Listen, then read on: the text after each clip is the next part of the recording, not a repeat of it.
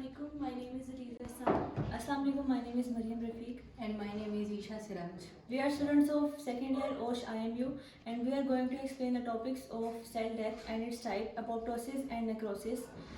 First of all, Irreversible cellular injury leads to the cell death. The basic hallmark of the cell death is the loss of the nucleus. First of all, the cell death. The basic hallmark of the cell death is the loss of nucleus. And the irreversible cellular injury leads to the cell death. There are three pathways involved into the loss of the nucleus. The first one is the pycnosis, the second one is the karyolysis, and the third one is the karyolysis. Pycnosis is derived from a Greek word pyknos, which means the ink droplet. In this, there is the nuclear condensation. The second pathway involves in the loss of the nucleus is the karyolysis. Karyolysis is the fragmentation of the nuclear material. And the third one pathway involved into the loss of the nucleus is the karyolysis. Karyo means nucleus and lysis means breakdown. In this, there is the nuclear material dissolution. There are two types of the cell death, necrosis and apoptosis. Necrosis is the cell murder, while the apoptosis is the cell suicide. In the necrosis, all the three pathways are involved, which leads to the death of the cell. While in the apoptosis, only two pathways, which are the pycnosis and karyolysis, are involved. Necrosis is the cell death of a large group of the cells under the pathological condition, which leads to the acute inflammation. There are 7 types of the necrosis based upon their features, distinctive features. The first type of the necrosis is the coagulative necrosis. In this, the cell shape is firmed due to the coagulation of the protein. Although there is the loss of the nucleus, but the cell shape and structure remain firmed. It occurs due to the ischemia, and it can occur in almost all parts of the body except the brain. In brain, only liquefactive necrosis will occur. Ischemic infarction of all organisms except brain leads to the coagulative necrosis. The susceptible organs which are involved into the coagulative necrosis are the heart, kidney, liver, etc. And the second feature which involved into the coagulative necrosis is the pain infarction. Due to the coagulation of the protein and the loss of the blood, it leads to the pain infarction, and wedge-shaped appearance of the coagulative necrotic cells will occur. And the red infarction will only occur if there is the reperfusion of especially loosely organized cells, for example in pulmonary and testicular infarction. And the second type is the liquefactive necrosis. Liquefactive necrosis, in this the cell tissues which undergoes necrosis becomes liquefied due to the proteolytic enzymes, which lead to the breakdown of the protein and liquefy the tissue. And the basic examples of the liquefactive necrosis are brain abscess and pancreatitis. In brain, due to the cell death, the microglial cells will release the proteolytic enzymes, which leads to the liquefaction of the cells. Microglial cells are the supporting cells of the brain, and which are involved into the phagocytosis. The second type of the liquefactive necrosis is the abscess. The abscess is the collection of the pus, and it can occur into the any part of the body, maybe extracellular or intracellular. In this, the neutrophil cells are involved, which release the proteolytic enzymes, which causes the liquefactive necrosis. The neutrophils are the immune cells of our body, which give a response to the any damage or foreign material. The third example of the liquefactive necrosis is the pancreatitis. Pancreatitis is the inflammation of the pancreas, and it will occur when the parenchyma cells of the pancreas leads to the liquefaction of its cells. The parenchyma are the cells which are functional and structural unit of any organ. The third type is the gangrenous necrosis. The gangrenous necrosis is only coagulative necrosis, but it is resembles to the mummified tissues, which are the small and dry parts of the skin. In this, there is the greenish black appearance of the skin will occur, and the skin will dry, and it may be flattened. There are three types of the gangrenous necrosis.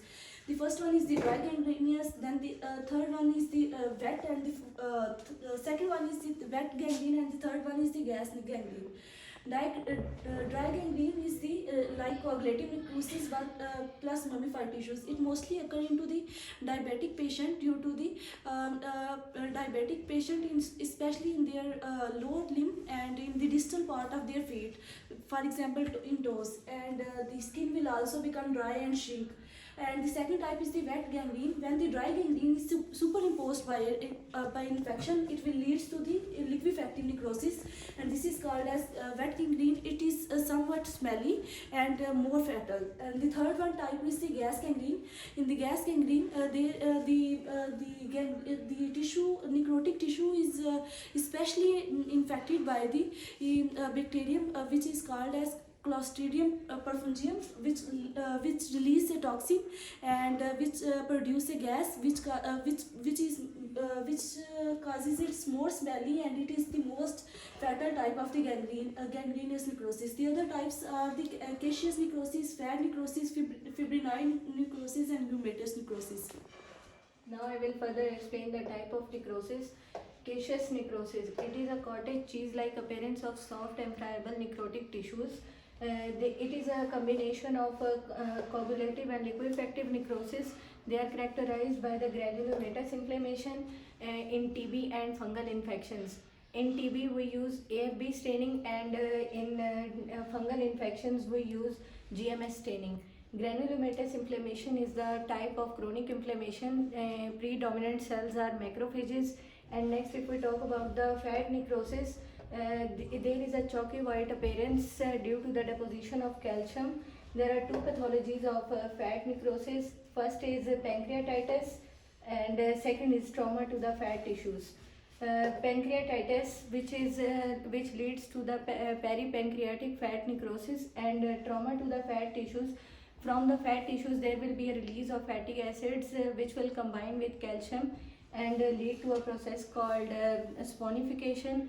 Sponification plus smoma bodies will give rise to dystrophic calcification, and in dystrophic calcification, serum calcium and phosphate levels are normal, but calcium will deposit at abnormal places, and in metastatic calcification, serum calcium and phosphate level are high, but calcium will deposit at normal places.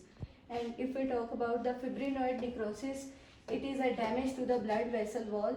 And damage to the blood vessel wall, there will be a leakage of proteinaceous substances into the cytoplasm. There will be an accumulation of eosinophil to the wall of blood vessels. There will be a bright pink staining in the cytoplasm. And fibrinoid necrosis, it is in the fibrinoid necrosis, causes of these are vasculitis, malignant hypertension, and in eclampsia and autoimmune disorders, systemic lupus erythematosus. And last type of necrosis is rheumatous necrosis. It is a type of coagulative necrosis.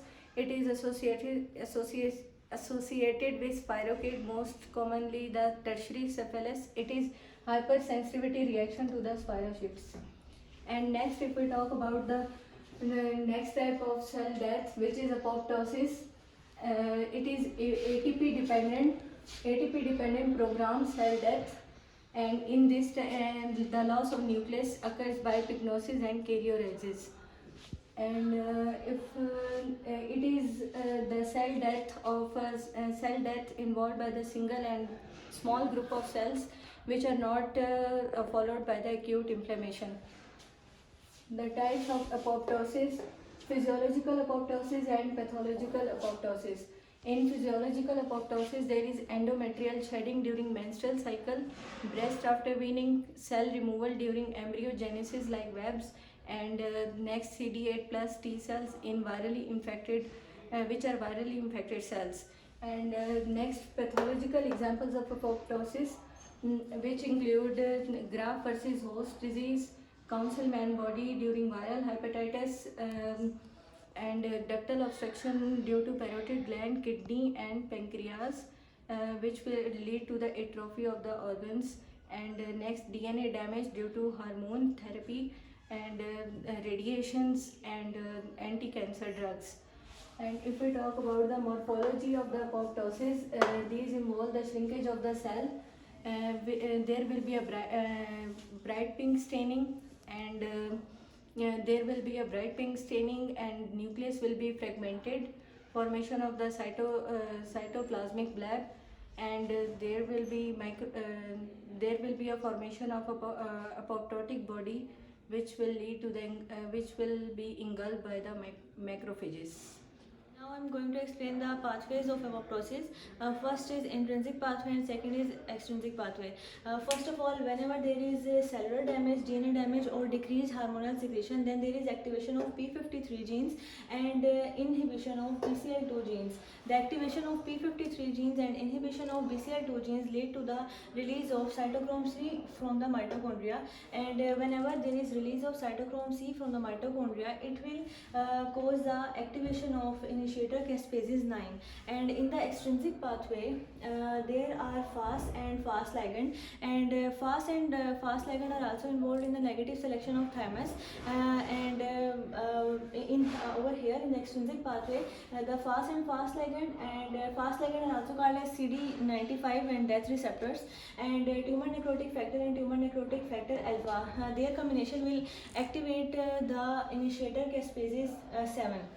And we also have CD80 cells, which are cytotoxic T cells, and whenever they attach to a cell, they will cause a release of perforins inside the cell, and through perforins, they will release a granzymes B into the cell that will activate the initiator caspases 7 along with the tumor necrotic factor and FAS ligands. And now combinedly, the initiator caspases 9 and initiator caspases 7 will activate the executioner caspases 3, and the stimulation of executioner caspases 3 will do the activation of endonucleases and proteases. And the work of endonucleases is the fragmentation of nucleus, and the work of proteases is to do the dispersion of cytoskeleton. And the dispersed cytoskeleton and the fragmented nuclear material will be in the form of cytoplasmic bleb. And when the cytoplasmic bleb becomes detached from the cell, it is converted into apoptotic bodies, and there are macrophage receptors on the apoptotic bodies that will with which the macrophage will come and get attached, and then it will engulf the apoptotic bodies. And this is about the pathways of apoptosis. Now we have another death process, which is necroptosis.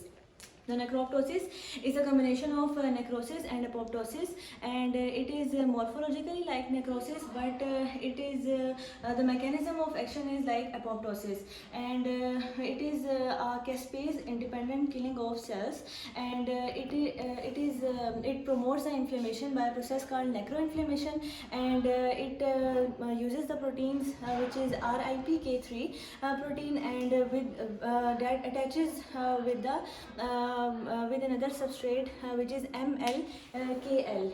It attaches with the substrate MLKL, and then it is a immunogenic process. And when we talk about pyroptosis is the killing of cells of microbes that is being induced by macrophages or by bacterial infection or any pathogens, and it involves interleukin 1 and caspase 1.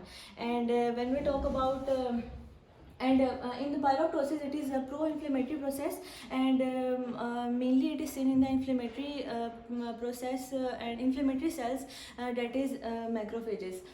And then we have stimulators of apoptosis, which includes BAX and BAC genes and p53 genes. P53 gene is the guardian of genome, and then glucocorticoids, ischemic injury, and then it involves the dead cells by viral infections. And then inhibitors of apoptosis. The inhibitors of apoptosis include the BCL2 gene, BCL-XL, and sex steroids. And now when we talk about the differences between necrosis and apoptosis, then first of all, cell size. The cell size increases in necrosis, and in apoptosis the cell size shrinks, and as we discussed that eosinophilia increases and all that. And then cell membrane, there is a leakage of content from the cell membrane, and the cell membrane is disrupted in necrosis and it remains intact in the apoptosis. And when we talk about the nucleus, then in apoptosis there is pygnosis, karyorrhexis and karyolysis, but in apoptosis there is only karyorrhexis and pygnosis. And when we talk about the cellular content, then in the necrosis there is leakage of content in the necrosis, but there is no leakage of content in the apoptosis. As we here see, the apoptotic bodies are formed, so there are no leakage of content. And then inflammation. In the inflammation there is necrosis. In necrosis there is acute inflammation, but in apoptosis there is no acute inflammation. And when we talk about energy, then apoptosis is a ATP dependent energy process, but necrosis does not involve the use of energy. And then tunnel staining, there is no negative results of tunnel staining in necrosis, but it is positive in apoptosis. And then gel electrophoresis of DNA. There is a smear pattern just like this in the necrosis, and step ladder pattern like this in the apoptosis. Thank you.